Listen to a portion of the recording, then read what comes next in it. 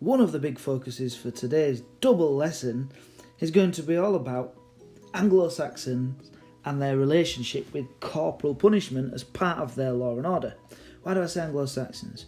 Well, it was the Anglo-Saxons that were in control of England from the year 1000 to 1066. And so they're at the start of the early medieval period, or as we might call it, the early Middle Ages. And so that's why we're looking at them first. And, well, the big question is, why did the Anglo-Saxons use corporal punishment to deal with criminals? There's a few different answers you could give. I think the thing which might jump into your mind first is deterrent. But we're going to leave that one alone because there's other reasons as well. One of which is to do with money. In our society now, we have a variety of different punishments, but the main one is prisons. And the reason why we can use prisons is because of taxes. We can afford to use prisons. It costs a lot to house somebody, feed them, give them everything that they possibly need to live a humane existence, even though it's a punishment. In the Anglo-Saxon period, they needed punishments that were not expensive and were fairly swift. And corporal punishment is not expensive at all, and it is very quick justice. So the absence of, well, the society was poor. The society did not have the means to be able to pay for a punishment, or to be able to pay for punishments that weren't things like death or corporal punishment. It was a standard. It had to be quick and it had to be cheap, and corporal punishment was both of those things.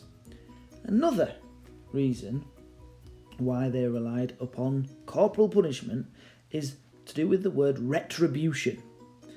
Retribution is a bit like get your own back, or an eye for an eye, a tooth for a tooth, that sort of thing.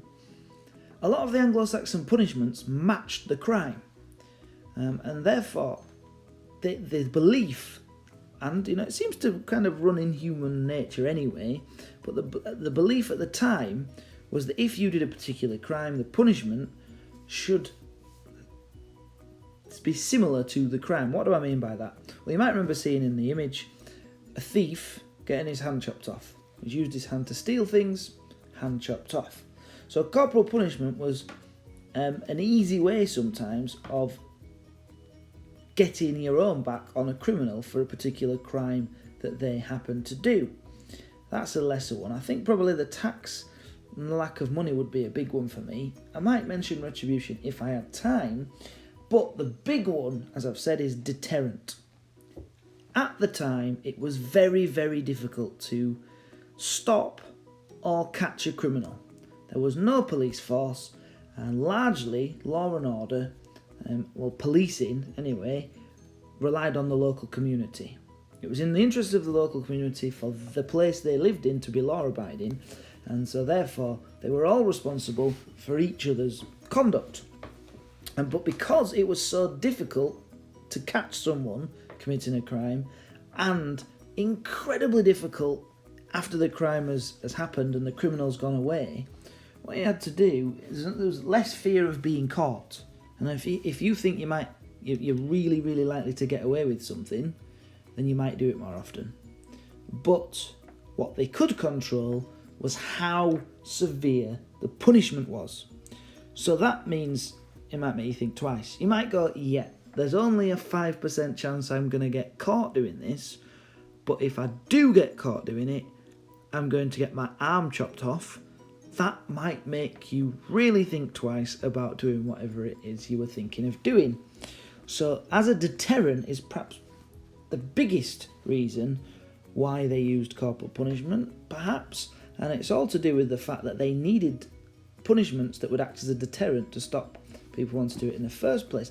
And a side point to that, of course, is if you've got your arm chopped off, everybody can see that you've had your arm chopped off. They had other punishments as well. That wasn't the only mutilation they had. For example, I'm not sure if in the early period, but certainly within the Middle Ages, an example of corporal punishment is they would chop the ears off beggars if they begged more often. If they were caught begging a certain amount of times, chop one ear off, chop the other ear off. And so it's humiliating, it makes you look stupid, and everybody can see it, and it makes other people who might think of committing a crime going, no, I don't fancy doing that. So there you go, Anglo-Saxon corporal punishment.